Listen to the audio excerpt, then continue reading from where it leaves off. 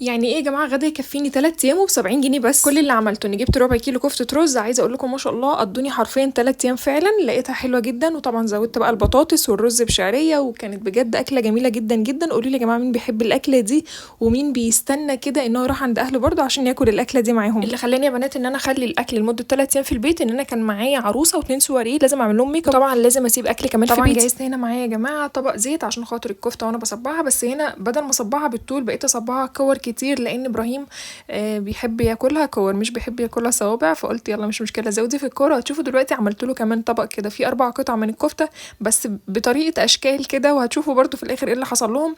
عايزه اقول لكم بصوا عملت لهم اي اشكال عشان خاطر ياكلها، لانه بيزهقني قوي في اكله متعب جدا، مش اي حاجه بياكلها، مش في اي وقت بياكل. معرفش الاطفال كلها كده ولا انا ابني مش عارفه بجد، يعني مغلبني فعلا يا جماعه في الاكل. هنا بصوا حاولت اعمل له اشكال، وهنا بقى حطيت فلتر للوش دوت، قلت ايه تشوفوا كده الشكل. عايزه اقول لكم اصلا في الاخر اتحرقت مني، انا عملتها كده اكنها طعميه، هو بيحب برضو الحاجه تبقى شبه الطعميه شويه. فعايزه اقول لكم اللي اتحرقت مني، زائد ان هو برضو زهقني في اكله للصلصه بالكفته بالبطاطس، زهقني حرفيا. هنا كده يا جماعه الصلصه بصوا يعني بسم الله ما شاء الله كانت حلوه جدا معايا، بس زودت كمان كيس عشان خاطر تبقى ايه اتقل يعني، وكمان زودتها ميه قعدت تتسبك اكتر، وبعد كده نزلت عليها بالبطاطس تستوي معاها. وهنا كنت بعمل البطاطس سوري البصل بقليه كده شويه عشان خاطر احطه للبطاطس بالكفته. ابراهيم يا جماعه بجد كان مصمم هو اللي يحط الكفته في الزيت، يعني عايزه اقول لكم انا يعني مش عارفه، لا انا لقيته فجاه جاب الكرسي ومصمم هو اللي يحط البطاطس سوري الكفته في الزيت. وزي ما انتم شايفين يا جماعه الزيت بيفور قوي ازاي كده. انا نزلت لكم امبارح وكتير منكم قالوا لي عشان كنت حاطه فيها معلقه سيليكون، فقلتوا لي ان ده السبب، فانا مش عارفه بصراحه. انا عامه غسلتها وبقيت اقلي دلوقتي بمعلقه عادي استانلس، فهشوف يعني لسه هشوف. بس كتير قوي بلاقي الزيت بيفور مني بيغرق لي البوتاجاز زيت، فربنا يسترها. المهم يا جماعه لقيت ابراهيم هو اللي مصمم هو اللي يحط الكفته في الزيت، وربنا يسترها على اولادنا جميعا بجد. هنا بوريكم كده يا جماعه شكل الزيت وهو عمال يفور مني.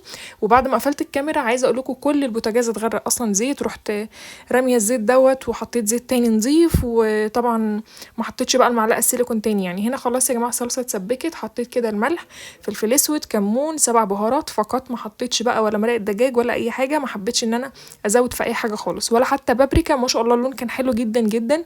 اخر مره بصراحه جبت قوطه عملتها صلصه، الراجل بجد الله يبارك له كان باعت لي قوطه فعلا حلوه، مش قوطه اللي هي تبقى بايظه او شبه بايظه. عايزه اقول لكم بجد ان انا كنت هموت كده واحط شويه شطه بقى حلوين على اساس الاكله دي، انتوا عارفين بتحب الشطه، بس حطيت قرن فلفل كده حامي بس يكون مقفول. الحركه دي بقى متعلمه بصراحه من حماتي، ان انا احط فلفل يكون مقفول بحيث ايه برده ما يديش شطشطه للناس اللي مش عايزه الشطه، فاهمين حاجه. فحطيته كده وكلته مع الاكل يعني. غير ان انا برده كنت مقطعه يا جماعه فلفل حامي في طبق كده لوحده صغير، كلته كده يعني يتقرمش بقى مع السلطه. الاكله دي انا بحبها قوي، بس بجد كان بقالي كتير قوي تايهه عن بالي، لحد ما لقيت طنط يعني جارتي رايحه تعمل كفته، قلت لها طنط النبي اعملي لي معاكي الاكله دي وحشاني جدا. فقلت ايه اعملها كده ونعملها وناكلها بألف هنا وشفا. بصوا يا جماعه الفوطه دي لازم وانا واقفه افضل انضف كده في المطبخ عند البوتاجاز حتى لو هتلسع، وحرفيا انا فعلا اتلسعت يوميها. بس اللي هو لا انا مش هسيب البوتاجاز متوسخ يا جماعه وانا بقى ايه شغاله، خصوصا لو اصلا البوتاجاز مغسول ونظيف فانت بتعملي عليه حاجه فهيتوسخ. طب ليه؟ غير اما يكون اصلا خلاص هو اوريدي متبهدل وهتطبخي عليه، بس عارفه ما بتبقيش برده مبسوطه، ما بتبقيش مستريحه، اللي هو في حاجه غلط يعني. بسبب بقى يا جماعه الزيت اللي هو كان بيفور لسه موريهولكوا، لقيت بقى الكفته طبعا كانت غرقانه تحت في الزيت فاتحرقت مني شويه يعني. فاللي هو قلت معلش يعني، عرفت بقى يا جماعه الموضوع ان هو عشان خاطر معلقه سيليكون. بصوا الاشكال اللي كنت عاملاها لابراهيم لقيتها اتحرقت برده، غطست كده في الزيت وما خدتش بالي منها، لقيتها اتحرقت. فبصراحه فتحت الباسكت ورميتها على طول. هنا كده ابتديت ان انا اعمل رز بشعريه، الرز بقى المفلفل يا جماعه اللي بالشعريه دوت جميل جدا طبعا مع الاكله ديت. ف هنا كده كنت بحط الاول شويه ملح عشان ايه يبقى متفلفل. ببص كده لقيت الاغنيه دي شغاله بعشقها جدا، وبصراحه كنت اول مره اشوف الفيديو كليب بتاعها حلوه جدا جدا.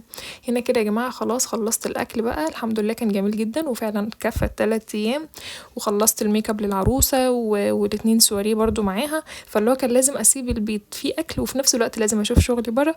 فبس كده يا بنات انا خلصت، ويا رب تكون الاكله حلوه وسريعه وموفره كمان بجد، اللي هو ربع كيلو لمده 3 ايام، فده حلو جدا. بحبكم جدا، صلوا على النبي.